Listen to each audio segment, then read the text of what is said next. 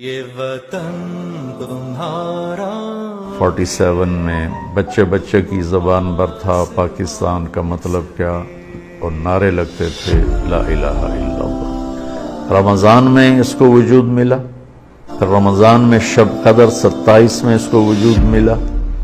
پھر اس کا نام اتنا خوبصورت رکھا گیا، پھر اسے کلمے کی بنیاد پہ اللہ تعالیٰ نے ہمیں دیا، پھر اس میں چاروں موسم رکھے، پہاڑ بھی ہیں،